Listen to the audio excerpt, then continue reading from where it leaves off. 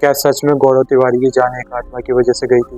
गौरव तिवारी भारत के सबसे फेमस और सबसे बड़े पैरानॉर्मल इन्वेस्टिगेटर थे, जिन्होंने इंडियन पैरानॉर्मल सोसाइटी को बनाया था।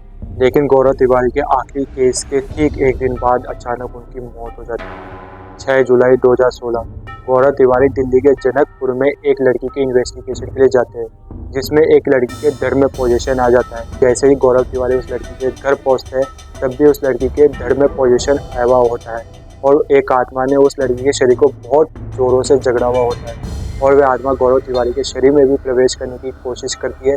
एक बहुत ज़्यादा एनर्जी लगाने के बाद भी वह आत्मा गौरव तिवारी के शरीर में नहीं जा पाती।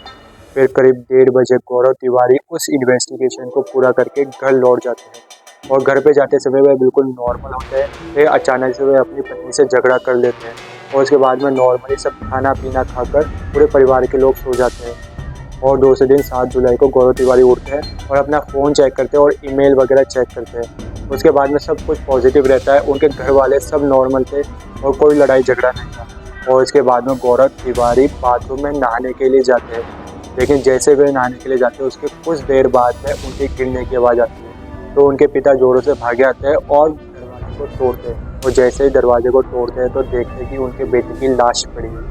और जैसे ही पुलिस वाले गौरव तिवारी की बॉडी को चेक करते हैं तो उनके शरीर पे कई सारे मार्क होते हैं और गले पे काला दाग भी होता है। और पुलिस ने इस केस को सुसाइडल बताया और इसे क्लोज कर दिया। लेकिन कई लोग हैं जो कि इस केस को उस रात हुई पैरानॉर्मल एक्टिविटी से जोड़ते हैं और कई लोग कहते हैं कि गौरव तिवारी की जान एक आत्मा ने ली थी। और गौरव तिवारी ने अपनी लाइफ में जो भी पैरानॉर्मल एक्टिविटी को देखा और जो भी उनके साथ इंसिडेंट हुए, वह सब एक वेब सीरीज़ के अंदर बताया गया है, जो कि अभी हाल ही में रिलीज़ हुई है और उसके अंदर गौरव तिवारी की रियल स्टोरी के ऊपर बेस्ड है।